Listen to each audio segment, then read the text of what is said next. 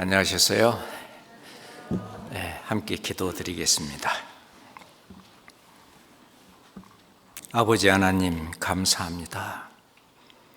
독생자 예수 그리스도를 아끼지 아니하시고 이 땅에 보내셔서 우리가 평생 짓는 모든 죄를 담당케 하시고 우리가 받을 저주와 심판을 대신하여 십자가에 피 흘려 돌아가심으로 우리의 모든 죄를 영원히 사하시고 그 사실을 믿는 그 믿음으로 우리를 의롭다 하시고 하나님 자녀 삼아 주신 그 크신 사랑과 은혜에 진심으로 감사합니다.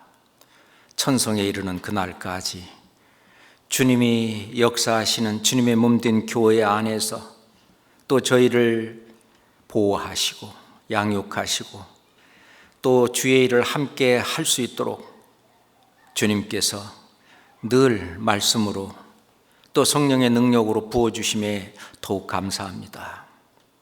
이 시간에도 전국 곳곳에서 전 세계 모든 곳에서 하나님의 천국 복음이 증거되고 있습니다.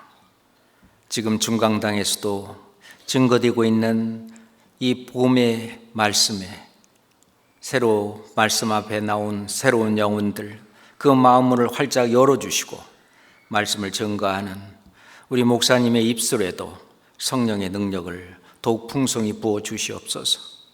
오늘 함께 나누는 교제 가운데 정말 하나님의 은혜를 더욱 가슴속 깊이 깨닫고 감사하는 시간 될 수 있도록 역사해 주시옵소서. 예수 그리스도 이름으로 기도합니다. 아멘. 성경 고린도전서 1장을 찾겠습니다. 성경 고린도전서 1장입니다. 1절부터 우선 9절까지 제가 읽겠습니다.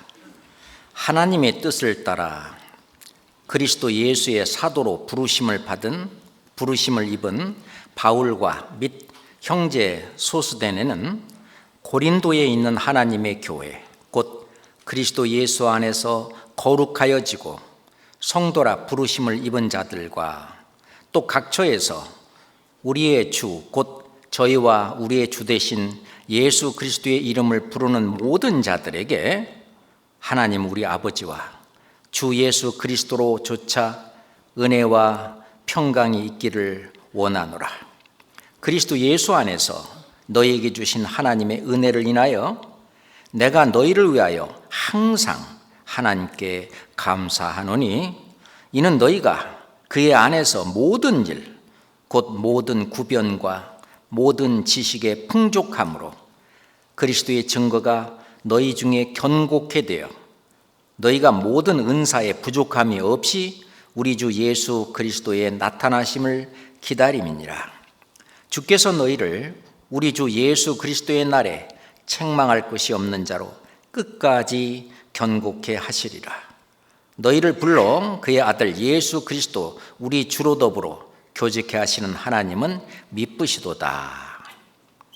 자, 이 말씀 가운데에서 4절만 같이 한번 다시 읽겠습니다.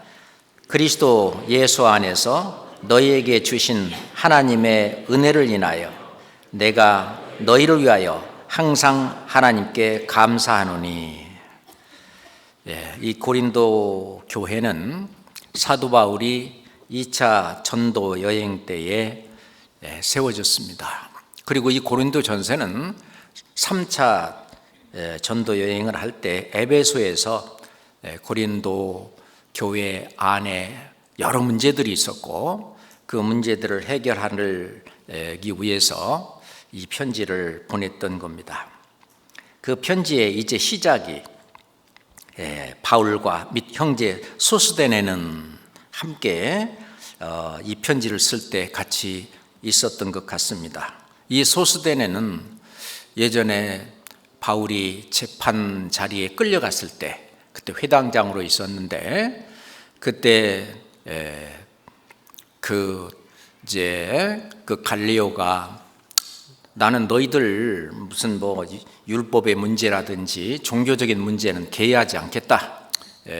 그래서 이제 재판자리에서 나가라 그랬더니 분에 못 이겨갖고 여기 있는 이 소스데네 회당장, 구원받은 이 소스데네를 대신 때리고 그 맞은 그 이야기가 사도행전 18장에 기록이 되어 있습니다.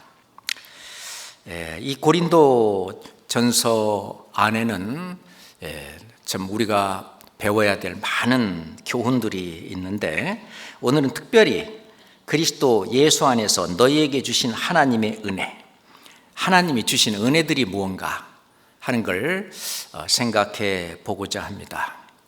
우리가 은혜라고 하는 것은 내가 못하기 때문에 대신 해준 그 모든 혜택을 내가 입고 있는 그거를 이제 우리는 은혜를 입었다, 은혜를 받았다, 그걸 은혜라고 말을 하는데, 우리가 부모님의 은혜, 그럼 부모님께서 낳아주시고 길러주시고 그 부모님이 모든 것을 다 주시려고 하는, 나중에는 아주 상속까지 다 모든 것을 자녀들한테 다 주시는데 다 그 부모님의 은혜죠. 하나님의 은혜는 실은 부모님의 은혜는 바다보다 깊고 하늘보다 높다고 그러는데, 우리가 좀 더 깊이 생각을 해보면 하나님의 은혜는 훨씬 더 큽니다. 그래서 하나님의 그 사랑, 하나님의 그 은혜는 바다를 먹물로 삼고 저 하늘을 두루마리 삼아서 그걸 다 기록하려고 해도 하나님의 사랑과 은혜를 다 기록할 수 없다라고 했는데, 아마 과장된 말이 아닌 것 같습니다.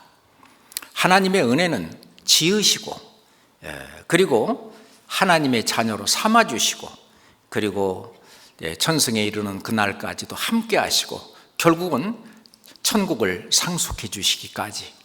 실은 하나님은 부모님이 자녀들에게 모든 것을 다 주시는 것처럼 하나님은 우리에게 모든 것을 다 주셨습니다. 목숨까지 주셨는데, 그러면은 하나님은 하나님의 모든 것을 우리한테 주셨다라고 우리는 말할 수 있는데, 그건 모두 다 하나님의 은혜입니다. 우리는 이런 모든 것들이 당연한 것으로 여기고 살고 있는데, 실은 당연한 것이 아니라 그 모든 것이 다 하나님의 은혜죠. 그래서 얼마 전에 그 많이 불렀던 그 은혜라고 하는 그 찬송에 보면은 내가 누려왔던 모든 것들이, 그리고 내가 지나왔던 모든 시간이, 그리고 내가 걸어왔던 모든 순간이 당연한 것이 아니라 은혜였어. 그런 것 같습니다. 우리가 지금 각자 여기 자리에 앉아 있는 것도 나 혼자만의 노력이 아니라 실은 형제자매들의 어떤 베푼 그 은혜, 또는 사회에서, 또는 국가에서, 또는 그 하나님이 주신 모든 은혜 가운데에 우리는 지금까지 있는 것이지 당연한 것이 아니라는 겁니다. 그렇잖아요? 실은 이 우주와 만물을 쳐다봐도 저것이 다 당연한 것으로 여겼는데, 그게 아니고 하나님이 바로 우리를 거할 수 있도록, 우리가 살 수 있도록 하나님이 다 지으셨다는 것입니다. 하나님은 하늘을 창조하시고 땅도 조성하시고, 그런데 견고히 하셨다고 했어요. 헛되이 창조하신 것이 아니라 사람으로, 바로 나로 거하게 하나님 해주신 그 은혜 가운데 살고 있는 거예요. 우주와 만유를 지으신 신께서는 천지의 주제이시다. 이 모든 것들을 지어서 내가 살 수 있는 그 모든 것을 해주신 하나님의 은혜 뿐만 아니라, 내가 이 세상에 지금 호흡하며 살 수 있도록 나를 지으시고 부모님을 통해서 이 땅에 우리를 보내신 하나님. 그래서 다윗은 시편 139장에 주께서 내 장부를 지으시며 나의 모태에서 나를 조직하셨나이다. 내가 주께 감사하면 나를 지으심이 신묘막측하심이라. 내 영혼이 이를 잘 아나이다 라고 시편 139장에 다윗은 말하고 있습니다. 주께서 내 장부를 지으시며 나의 모태에서 나를 조직하셨나이다. 이것이 얼마나 신묘막측합니까? 그 모든 것이 전부 주님의 은혜인데 내 육체를 지으시고 또 육체 안에 이 마음도 하나님이 지어놓으셨다 그랬잖아요. 시편 33장 15절에 보면은 저는 일반의 마음을 지으시며 하나님은 우리의 이 마음도 지으시고 뿐만 아니라 하나님의 형상, 그 영이죠. 하나님의 형상대로 우리를 지으셔서 우리 안에 심령을 지으셨다. 그래서 스가랴서 12장 1절에 보면 우리 안에 심령을 지으신 자가 가라사대. 또 예레미야 38장 16절에 보면은요, 우리에게 영혼을 지으신 여호와께서 사시거니와, 영혼이라고도 말하고 이렇게 성경에 심령이라고도 말했는데 이 육체뿐만 아니라 마음과 그리고 영혼까지 하나님이 지으셨는데 그 하나님의 형상대로 우리를 지어서 이 땅에 보내신 것은 하나님의 형상은 영이신데 영의 속성은 영원성입니다. 영은 영원히 사는 거예요. 죽음이 없어요.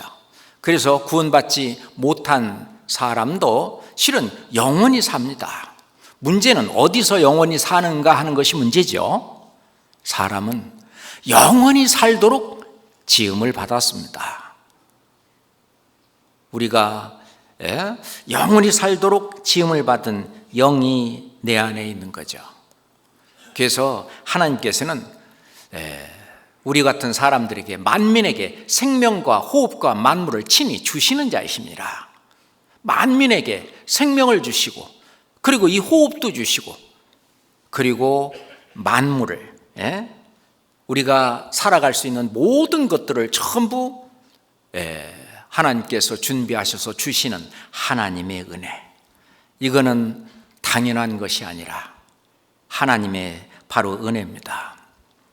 그래서 욥기 35장 10절에 보면 나를 지으신 하나님, 나를 지으신 각자 나를 지으신 하나님, 그 나를 지으신 하나님은 우리가 모든 사람이 구원을 받고 하나님이 예비하신 저 천국에 전부 와서 하나님과 함께 영생 복락을 누리기를 원하시는 겁니다. 그 하나님께서는 사람에게 특별히 영세 전부터, 영원 전부터 약속한 것이 있는데 그것이 바로 영생입니다.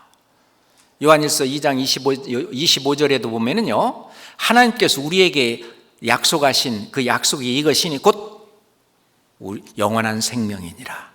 영원한 생명을 약속을 하셨고, 그 실은 영생, 영원한 생명, 영생도 주셨는데 다 은혜죠. 다 그것이 은혜입니다. 당연한 것이 아니라 하나님이 그냥 그냥 재미삼아, 장난삼아 또는 이렇게 주시는 것이 아니라 하나님이 정말 그 일을 위해서 온 몰입을 하시고 죽기까지 모든 그 고난과 모든 것을 다 겪어서 완성하신 그 복음을 통해서 우리에게 영생을 주셨습니다. 그래서 예수님께서는 내가 저에게 영생을 주노니 영원히 멸망치 아니할 터요 또 저희를 내 손에서 빼앗을 자가 없느니라. 영생을 주노니, 주님이 주시는 큰 은혜 중에 하나죠. 우리가 영생이 있다고 하는 것을 가끔은 잊고 살 수가 있는데 하나님이 주신 은혜를 하나씩 생각해 볼 필요가 있다고 생각을 합니다. 성경 요한일서 5장을 한번 보시죠. 요한일서 5장입니다. 11절부터 13절까지 요한일서 5장 11절부터 13절까지입니다. 또 증거는 이것이니 하나님이 우리에게 영생을 주신 것과 이 생명이 그의 아들 안에 있는 그것이니라. 아들이 있는 자에게는 생명이 있고 하나님의 아들이 없는 자에게는 생명이 없느니라. 내가 하나님의 아들의 이름을 믿는 너희에게 이것을 쓴 것은 너희로 하여금 너희에게 영생이 있음을 알게 하려 함이라. 영생. 우리가 잠깐 사는 이 인생도 소중하고 귀중하지만 더욱더 소중하고 귀중한 것은 우리가 하나님과 함께 영생 복락을 누리는 겁니다. 12절에 아들이 있는 자에게는 영생이 있다, 생명이 있다, 영생이죠. 그래서 우리가 믿음에 있는가 너희 자신을 시험하고 너희 자신을 확증하라. 그리스도 예수께서 너희 안에 계신 것을 너희가 스스로 알지 못하느냐? 그리스도 예수께서 너희 안에 계신다란 말이 아들이 있는 거죠. 예수 그리스도가 그 안에 있는 그 사람에게는 생명이 있다. 이 생명은 영원한 생명, 영생을 이야기하는 것입니다. 그래서 하나님이 우리에게 주신 은혜들이 많은데 우주와 만물을 주셨을 뿐만 아니라 나를 지으시고 그리고 나를 이 땅에 태어나게 하시고 영생을 약속하시고 영생을 주셨는데 실은 영생을 주시는 그 방법은 바로 구원을 통해서입니다. 하나님이 사람에게 주신 선물 가운데 가장 귀하고 가장 큰 것이 뭐냐라고 묻는다면 아마 답이 여러 가지가 있겠죠. 그런데 저는 구원이라고 말을 하고 싶습니다. 창조주가 사랑으로 피조물 인간에게 주신 아주 최고의 선물, 바로 구원입니다. 구원을 받아야 영생도 있고 구원을 받아야 천국도 있고 구원을 받아야 하나님도 있고 구원이 없이는, 그래서 하나님은 성경에 이렇게 큰 구원을 등한히 여기면 어찌 피하리요? 라고 얘기했습니다. 그런데 구원을 등한히 여기고 그까지 구원이라고 한다든지 구원 받는 것을 어물쩍 넘어간다면 나중에 큰 후회를 하게 될 것입니다. 그 구원은 바로 그 은혜를 인해서 되는 거예요. 그 은혜로 되는 겁니다. 너희가 그 은혜를 인하여 믿음으로 말미암아 구원을 얻었나니, 너희가 그 은혜를 인하여 그 은혜를 믿음으로 말미암아 너희가 구원을 얻었다. 이것은 너희에게서 난 것이 아니요 하나님의 선물이라고 그랬습니다. 이 하나님의 선물 중에서 가장 큰 것은 바로 우리가 하나님께 받은 구원이라고 하는 것입니다. 은혜죠. 디도서 2장 11절에 보면은 모든 사람에게 구원을 주시는 하나님의 은혜가 나타났다. 모든 사람에게 구원을 주시는 하나님의 은혜. 우리가 하나님의 은혜, 이거는 보통 큰 것이 아니죠. 디모데후서 1장 9절을 찾겠습니다. 디모데후서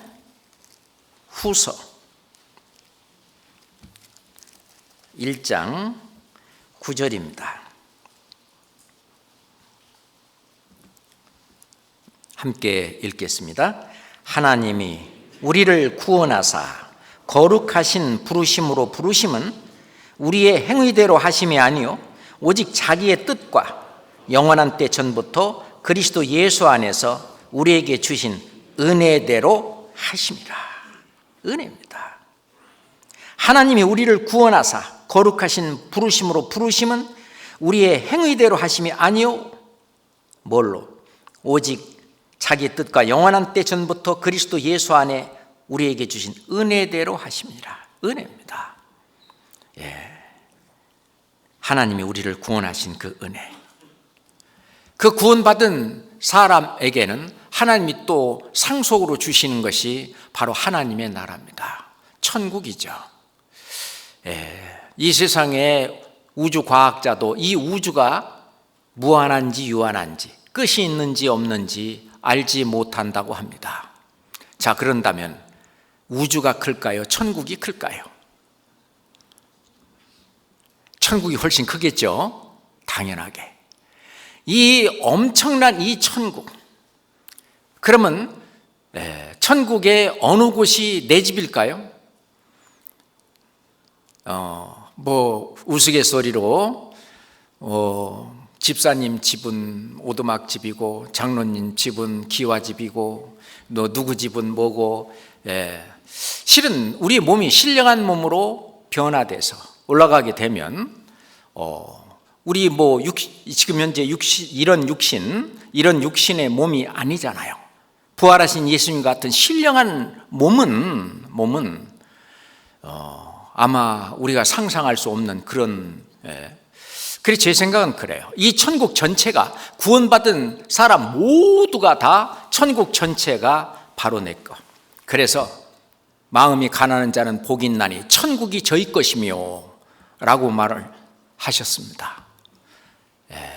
가난한 자는 하나님의 나라가 저희 것이요, 하나님의 나라, 천국, 우주보다 더 큰 그 천국 전체가 전부 다 각자 다 내 거다 거예요. 이 교회당이 누구 겁니까? 각자 누구 거예요? 다 내 거이듯이, 맞죠? 천국도 이 엄청난 이 천국을 주신 그게 또 은혜예요. 우리가 상상할 수도 없는 그 하나님의 나라, 그 천국, 그 천국은 극락의 세계. 천국은 또 의가, 불의가 없고 부조리나 불의나 어떤 불법이나 이런 것이 전혀 없는 의의 나라, 거룩한 나라, 평강의 나라, 행복의 나라, 그리고 영원한 나라, 천국을 우리에게 또 상속해 주는 것도 또 하나님의 은혜입니다. 이런 영적인 사실들도 있고, 또 구원받고 난 이후에 또 하나님의 자녀로 이 땅에 살아가는데 많은 우여곡절이 있지만은 주님이 자기의 자녀를 정말 이스라엘 백성들을 눈동자처럼 지키셨고, 또 인도하시고 보호하시고 하셨던 것처럼 우리 각자 주님이 또 주시는 축복과 은혜가 있습니다. 이스라엘을 한번 생각해 봅시다. 신명기 28장 봅시다. 신명기 28장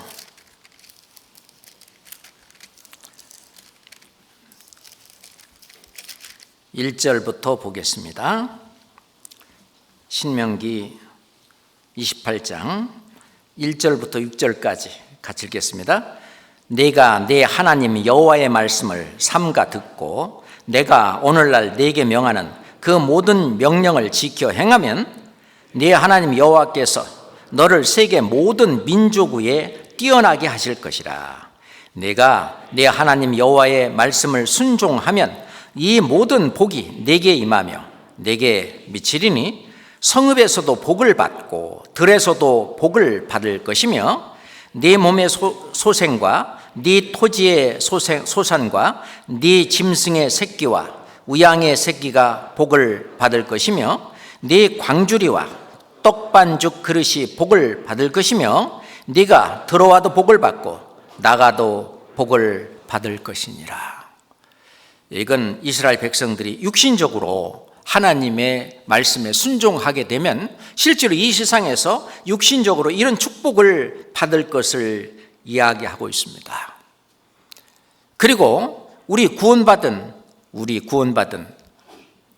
하나님의 자녀들, 예수님 말씀하셨어요. 들의 백합화를 한번 봐라. 너희는 무엇을 먹을까, 무엇을 입을까, 무엇을 먹을까, 그런 거 염려하지 마라. 몸이 의복보다 더 중하지 않냐? 공중의 새도 한번 봐라. 심지도 않고 길쌈도 않고 거두지도 않고 창고에 모아 들이지도 않는데 하나님이 다 기르신다.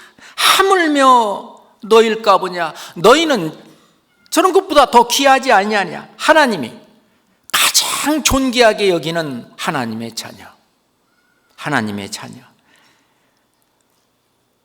너희들 중에 누가 염려함으로 키를 한 자를 더하게 할 수 있냐? 못하지 않냐? 들의 백합화의 어떤 이 꽃 한번 봐라. 그 영광이 얼마나 크냐? 솔로몬의 영광으로도 이 꽃 하나만 같지 않다. 예수님은 그런 말씀을 하다가 오늘 있다가 내일 아궁이에 들어가는 이 들풀도 하나님이 이렇게 먹이시고 입히시고 그러는데 하물며 너희일까 보냐? 믿음이 적은 자들아. 그러므로 너희는 무엇을 먹을까? 무엇을 입을까? 무엇을 마실까? 그런 거 하지 마라. 이는 다 이방인들이 구하는 것이다. 너희 천부께서는 이 모든 것이 너에게 있어야 할 줄을 이미 다 아시느니라. 그러므로 너희는 먼저 그의 나라와 그의 의를 구하라. 그리하면 이 모든 것을 너에게 더하시리라.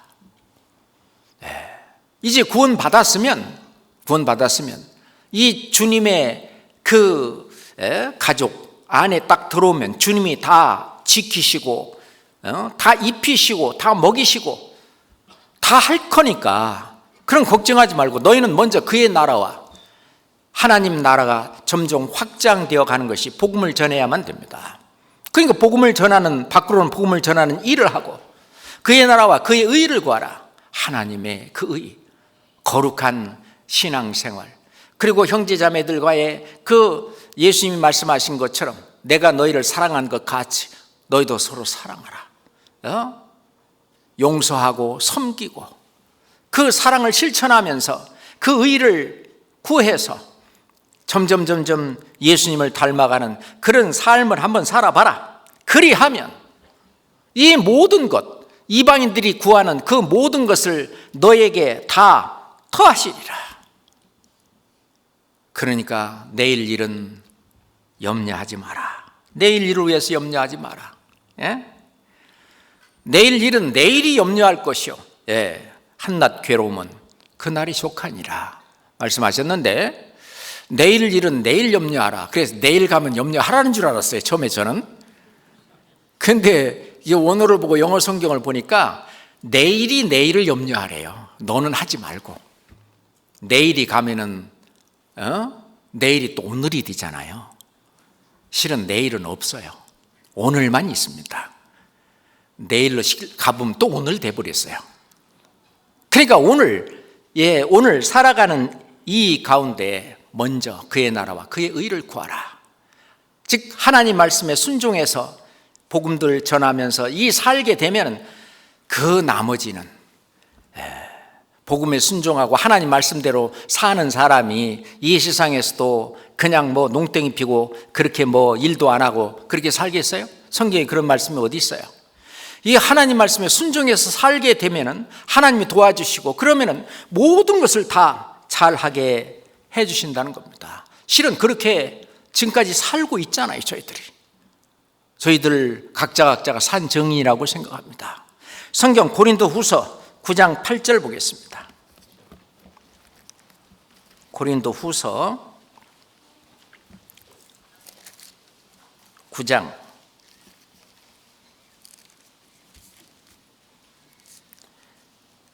고린도후서 9장 8절 함께 읽겠습니다. 하나님이 능히 모든 은혜를 너희에게 넘치게 하시나니 이는 너희로 모든 일에 항상 모든 것이 넉넉하여 모든 착한 일을 넘치게 하려 하심이라.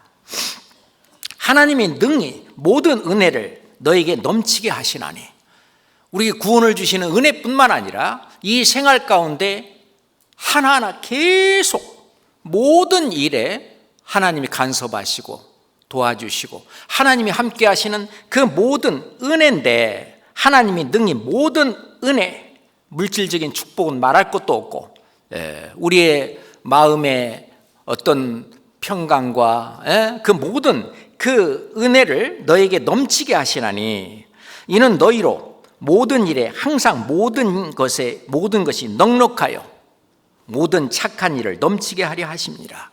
결국은 그의 나라와 그 의를 구하는 그 일을 할 수 있도록 물질적인 것도 넉넉하게 주시는 하나님의 은혜가 있다는 것입니다. 우리가 가정에서도 부모님 말씀 안 듣고 자꾸 속썩이면 매를 벌잖아요. 그것처럼 그 구원받은 하나님의 자녀가 하나님 말씀대로 살지 않으면 매를 벌어요. 그렇죠? 그래서 징계도 맞고 그래서 하나님도 혼나고 사는데, 그거 말고 하나님의 말씀에 순종해서 살게 되면은 하나님이 얼마나 이뻐하시겠어요? 하나님이 얼마나 기뻐하시겠어요? 그러니 뭐 풍족하게 풍성하게 후히 주시고 넘치도록 이렇게 우리들이 신앙생활 할 수 있도록 다 해 주신다는 얘기입니다. 자, 시편 112장입니다. 시편 112장입니다.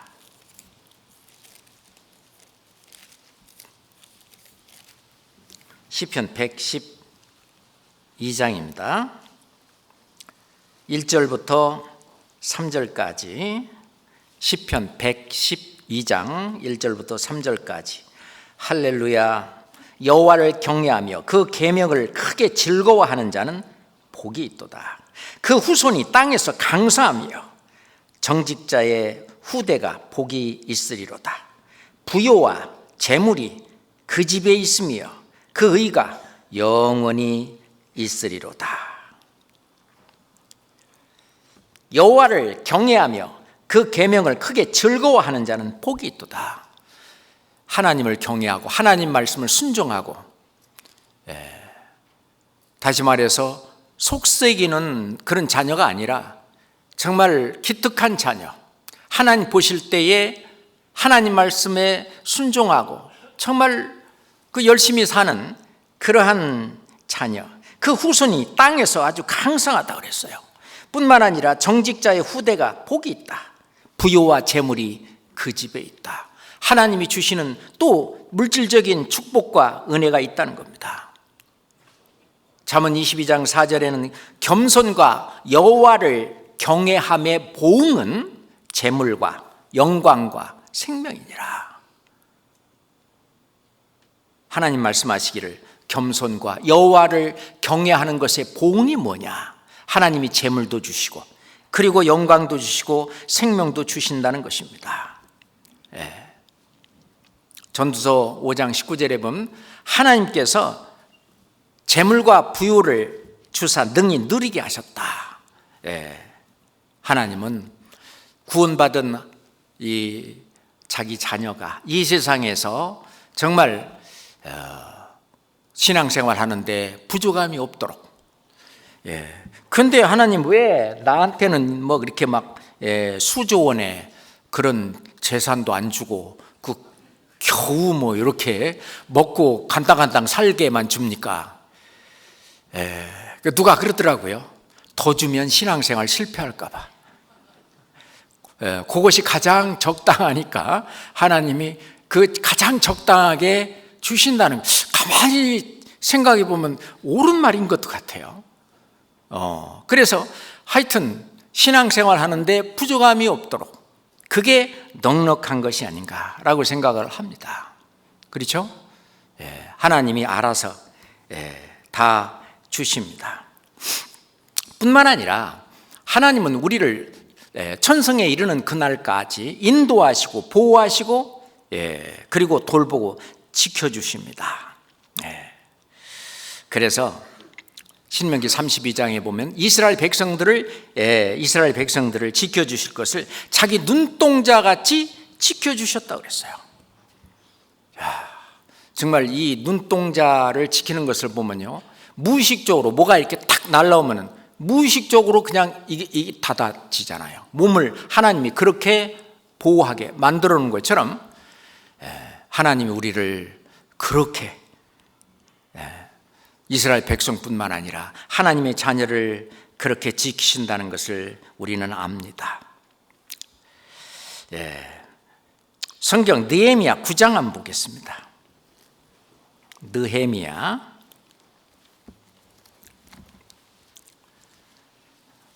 욥기 바로 앞에 느헤미야 9장.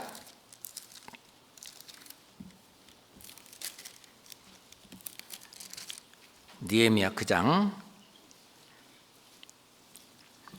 16절부터 느헤미야 9장 16절부터입니다.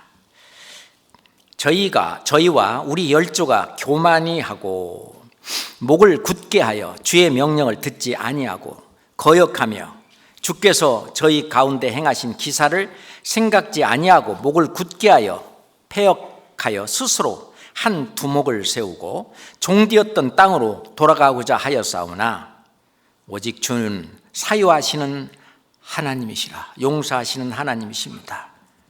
은혜로우시며 긍휼히 여기시며 더디 노하시며 인자가 풍부하심으로 저희를 버리지 아니하셨나이다.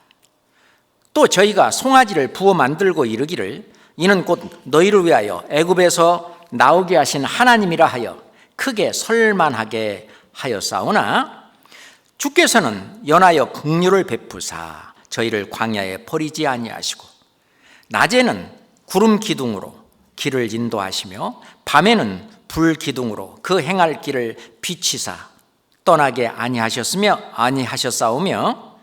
또 주의 선한 신을 주사 저희를 가르치시며 주의 만나로 저희 입에 끊어지지 않게 하시고 저희의 목마름을 인하여 물을 주시사 40년 동안을 들에서 기르시되 결핍함이 없게 하심으로 그 옷이 헤어지지 아니하였고 발이 부르지 아니하였사오며 이스라엘 백성들은 광야를 지나면서도 계속해서 하나님에게 때론 원망을 하고 불평을 하고 하나님 말씀을 불순종하고 그 하나님이 아닌 눈에 보이는 우상을 섬기기도 하고 그때마다 매를 맞고 그렇지만 하나님은 그들을 버리지 아니하시고 계속 또 용서해 주시고 이끌어 주시고 그렇게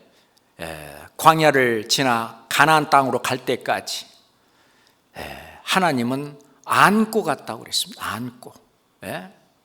신명기 1장 31절에 보면은 광야에서도 너희가 당하였거니와 사람이 자기 아들을 안음같이 너희 하나님 여호와께서 너희의 행로 중에 너희를 안으사 이곳까지 이르게 하셨느니라.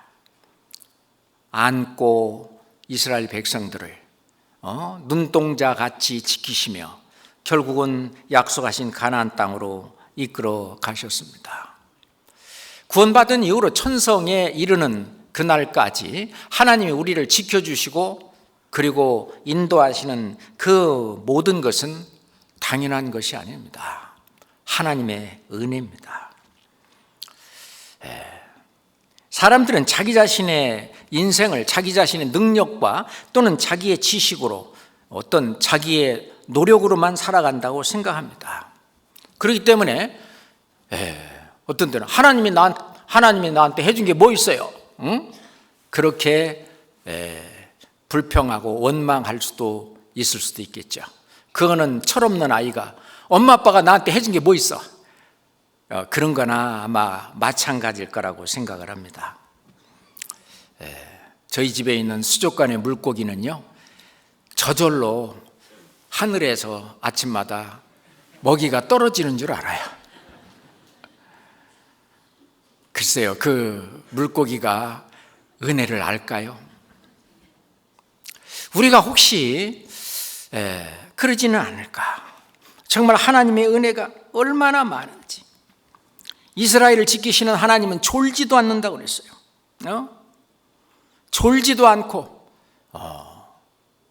이스라엘을 지키는 것처럼 우리의 발걸음마저 전부 하나님이 정하시고 그걸로 인도하시잖아요. 시편 37장 봅시다. 시편 37장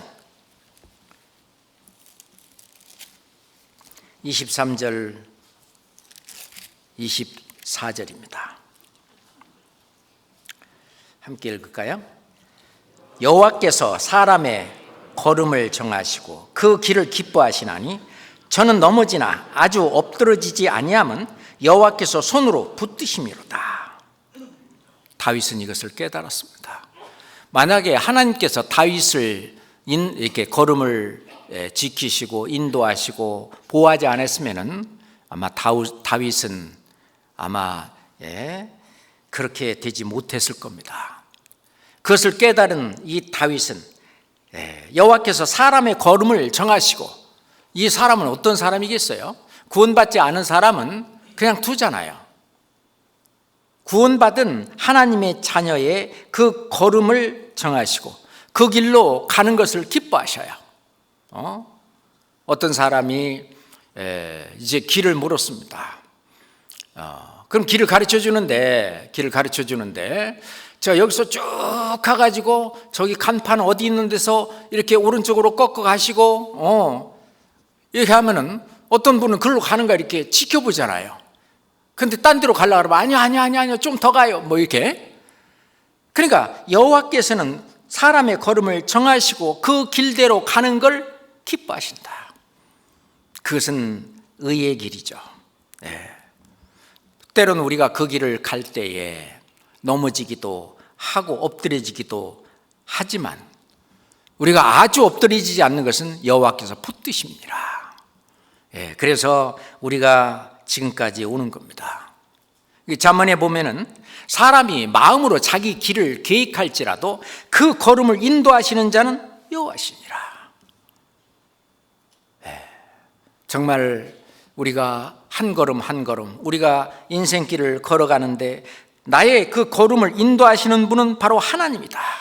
하나님이 나의 갈 길을 다 정하시고 그 길로 갈 수 있도록 말씀으로 교제 가운데에서 인도하시고 그 길로 제대로 가는 것을 기뻐하시는 겁니다.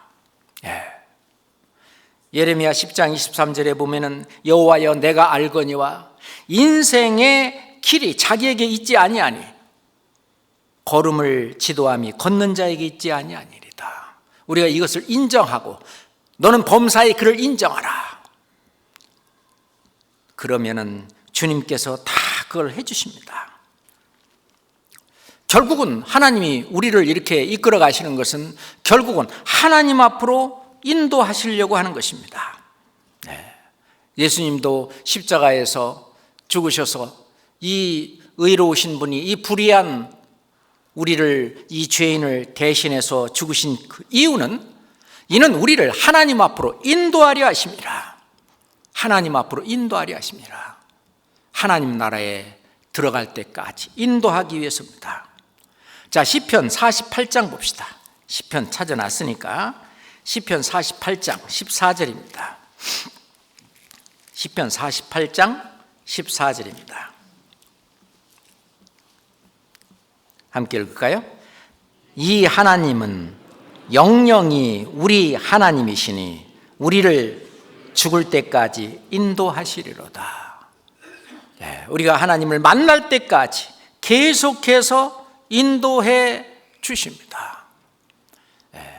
우리를 보호하시고 인도하시고 또 이끌어 가시는 하나님의 은혜 뿐만 아니라 하나님의 이 몸된 교회 안에서 자기 역할을 할 수 있는 그런 직분을 다 주신 거예요.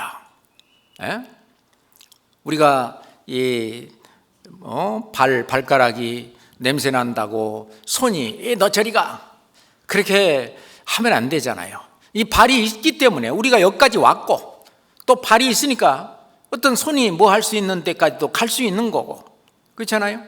서로 이 교회 안에 각각 그 직분들이 있는데 그 없는 사람은 없어요. 모든 우리 그 몸의 세포 중에 쓸데없는 세포가 하나라도 있습니까? 없는 것처럼 우리 교회 안에 형제자매들은 몸의 지체로서 쓸데없는 분은 한 분도 없어요. 그냥 앉아있는 그 자체만으로도 역할을 하고 있는 거예요. 제가 설교하러 와봤더니 아무도 없어요. 각자가 생각하기를 나는 오늘 안 와도 다른 사람이 오겠지 라고 모든 사람이 다 생각하고 하나도 안 왔다고 생각해 봅시다. 그럼 여기서 설교할 마음이 나겠어요? 그러니까 이 와서 정말 함께 무리를 이루고 함께 있는 것 자체가 그것도 하나의 직분입니다. 할 일이에요. 그래서 이 각 세포가 있어야 할 그 자리에 있어야 되는 것처럼 우리 구원받은 형제 자매들은 항상 어떤 교회에서 하는 일 가운데 내가 있어야 될 그 자리에 항상 그 자리에 있으면 그 직분을 다 하는 겁니다. 그러면 그때 일이 주어지고 그때 그렇게 힘들지 않는 어떤 일이 주어질 때 그것을 내가 하는 것, 그것도 주님의 은혜입니다. 사도 바울은 말씀하시기를 이 복음을 위하여 그의 능력이 역사하시는 대로 내게 주신 하나님의 은혜의 선물을 따라 내가 일꾼이 되었노라. 우리도 마찬가지예요. 우리도 각자 여기 지금 의자를 닦는 일을 한다 할지라도 그것도 일꾼이에요. 그건 전부 뭐냐면은 하나님의 은혜의 선물을 따라 하나님이 내게 주신 하나님의 은혜입니다. 로마서 12장 보시죠. 로마서 12장입니다.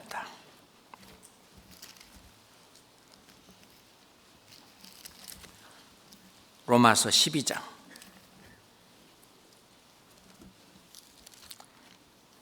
3절부터 보겠습니다. 로마서 12장 3절부터 내게 주신 은혜로 말미암아 너희 중 각 사람에게 말하노니 마땅히 생각할 그 이상의 생각을 품지 말고 오직 하나님께서 각 사람에게 나눠주신 믿음의 분량대로 지혜롭게 생각하라. 우리가 한 몸에 많은 지체를 가졌으나 모든 지체가 같은 직분을 가진 것이 아니니 이와 같이 우리 많은 사람이 그리스도 안에서 한 몸이 되어 서로 지체가 되었느니라. 이 몸의 지체들은 한 뜻을 위해서 하나가 되어서 삽니다. 그래서 3절에 있는 것대로 내게 주신 은혜로 말미암아 내게 주신 은혜다. 각자 믿음의 분량대로 각 지체에게 주신 직분을 행하는 그것은 은혜입니다. 6절도 있죠. 우리에게 주신 은혜대로 받은 은사가 각각 다르니 하면서 각각 교회 안에서 할 일들을 얘기하고 있는데 우리에게 주신 은혜입니다. 이것이 당연한 것이 아니라 주님이 주시는 은혜입니다. 뿐만 아니라 단련시키기 위해서 환난과 고난을 허락하신 것도 주님의 은혜입니다. 우리가 욥의 고난을 생각해 본다면 욥은 재산이 다 날아가고 자기 자식들까지 다 날아가고 몸에 병이 들어서 진짜 차라리 자기가 태어난 생일을 저주하는 그런 단계까지 오는 그 욥의 고난, 하나님은 그 고난을 허락하셨습니다.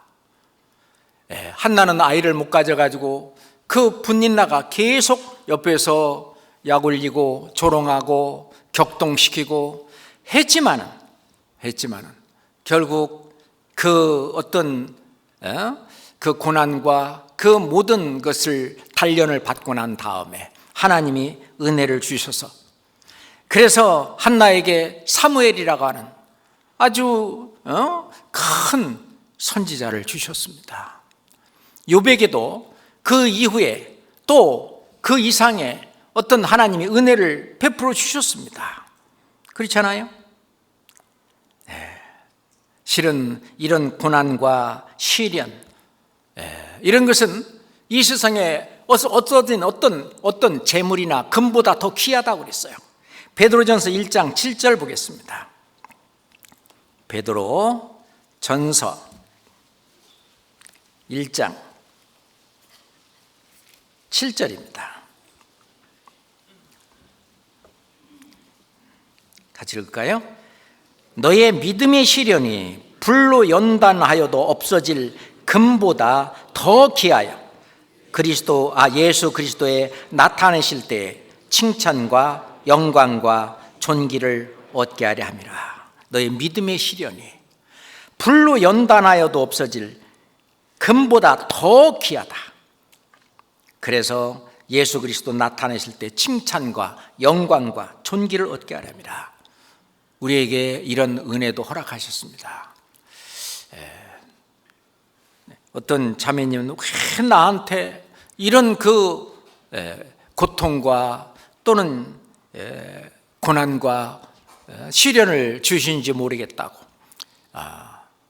이것을 그 연단을 이겨나가고 뭐하고 그러면 하나님이 나중에 더 큰 어떤 은혜로 채워주시기 위해서 그렇게 된다라고 하나님의 어떤 측면에서 하나님의 마음에서 생각하시면은요, 그런 어떤 시련도 이 극복하고 이겨나갈 수 있는 힘이 생길 거라고 생각합니다. 요셉은 그 죄도 없이 그 구덩이에 빠져갖고 죽을 뻔했잖아요. 빠져갖고. 그런데 이제 애굽으로 팔려가갖고 거기 가서 막 바락바락 막 그렇게 했어요. 하나님이 나를 먼저 애굽에 보내시고 나를 단련시키는 과정이구나. 그 단련을 연단을 보디발의 집에서 또 감옥에서 다 받았습니다. 하나님이 이 모든 걸음을 다 계획하시고 인도하셨다는 그것을 믿고 그게 맡긴 거예요. 그리고 그때그때 상황 속에서 하나님이 원하시는 것을 그때그때마다 했습니다. 그때그때마다 하나님이라면 어떻게 하셨을까? 하나님 앞에 기도하면서 묻고 하나님이 원하시는 대로 그때그때의 상황들을 해나갔던 것이죠. 그러면서 그 연단을 이겨나갔는데 하나님이 그런 고난과 환난과 어려움과 그 모든 것을 주시는 것도 하나님의 은혜라고 하는 것입니다. 뿐만 아니라 우리에게 구원만큼이나 주신 선물이 있는데 그 선물이 바로 성령이십니다. 자, 요한복음 14장 보겠습니다. 요한복음 14장. 성령 하나님이 지금 우리와 함께 계시는데 요한복음 14장 16절 17절입니다. 내가 아버지께 구하겠으니 그가 또 다른 보혜사를 너희에게 주사 영원토록 너희와 함께 있게 하시리니 17절은 함께 읽겠습니다. 저는 진리의 영이라 세상은 능히 저를 받지 못하나니 이는 저를 보지도 못하고 알지도 못함이니라. 그러나 너희는 저를 아나니 저는 너희와 함께 거하시며 또 너희 속에 계시겠습니다. 하나님은 다른 보혜사, 영어로 성경에 보면 카운슬러, 헬퍼 그렇게 번역이 되어 있는데 보혜사, 성령을 하나님이 주셨는데 영원토록 너희와 함께 있다. 계시다 안 계시다 하는 것이 아니죠. 하나님은 성령을 우리한테 주시고 성령이 우리 교회 안에 교회의 머리로 계실 뿐만 아니라 또 각자 우리 안에도 계셔서 함께 교회에서 이끄시는 성령의 뜻과 또 개인 속에 있는 그 성령은 같은 성령이기 때문에 같은 마음으로 같은 뜻으로 함께 가게 하십니다.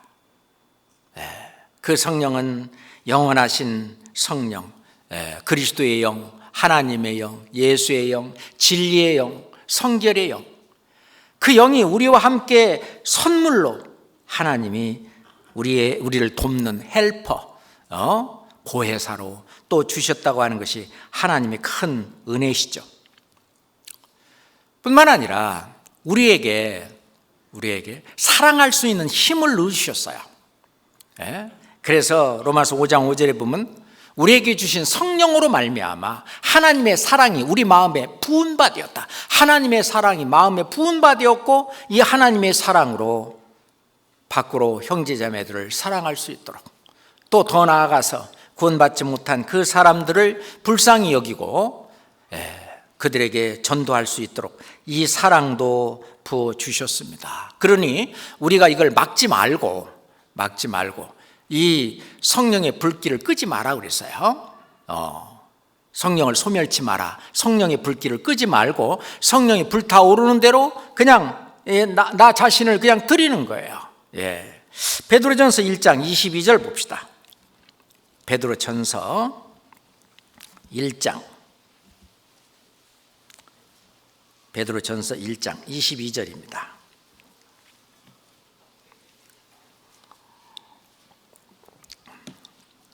너희가 진리를 순종함으로 너희 영혼을 깨끗하게 하여 거짓이 없이 형제를 사랑하기에 이르렀으니, 이건 하나님이 해주신 거예요. 하나님의 은혜예요.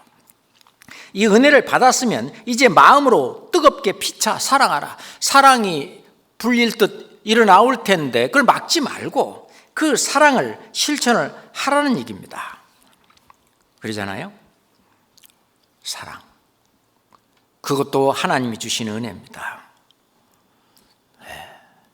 그리고 하나님은 우리에게 감사할 수 있는 그런 마음도 허락해 주셨어요. 그래서 실은 그 고린도후서 8장 1절에 보면, 형제들아, 하나님께서 마게도냐 교회들에게 주신 은혜를 우리가 너희에게 알게 하노니 환난의 많은 시련 가운데에서도 너희의 넘치는 기쁨과 극한 가난이 저희로 풍성한 연보를 넘치게 했다.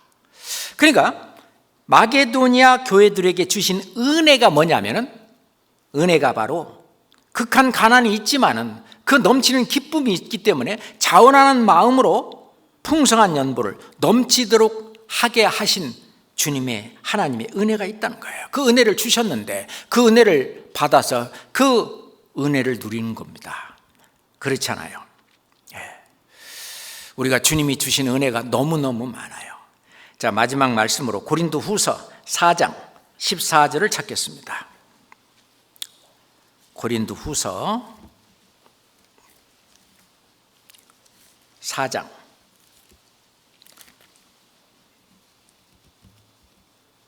14절 15절 천천히 읽겠습니다. 주 예수를 다시 살리시니가 예수와 함께 우리도 다시 살리사 너희와 함께 그 앞에 서게 하실 줄을 아노니, 모든 것을 너희를 위하여 하는 것은 은혜가 많은 사람의 감사함으로 말미암아 더하여 넘쳐서 하나님께 영광을 돌리게 하려 함이니라. 은혜가 넘치게 되면은 감사함이 넘치게 되고, 그러면은 하나님께서 내게 주신 모든 은혜를 우리가 무엇으로 보답할꼬?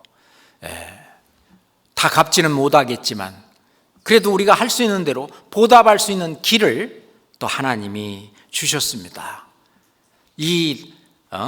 여기 성경에 말씀하신 대로 정말 감사함으로 말미암아 더하여 넘쳐서 하나님께 영광을 돌리는 우리가 어떻게 또 하나님의 은혜에 좀 보답하는 길은 뭘까? 좀 구체적으로 다음 시간에 더 공부를 하도록 하겠습니다. 기도하겠습니다. 하나님 아버지, 감사합니다. 하나님이 주신 은혜가 얼마나 많은지, 그 은혜를 우리는 그저 당연한 것으로 여기고 하나님이 은혜인 줄을 종종 잊곤 합니다. 아버지 하나님, 저희들이 늘 하나님 주신 은혜를 감사하며 찬송하며 살 수 있도록 인도하여 주시옵소서. 우리를 사랑하시는 예수 그리스도 이름으로 기도합니다. 아멘.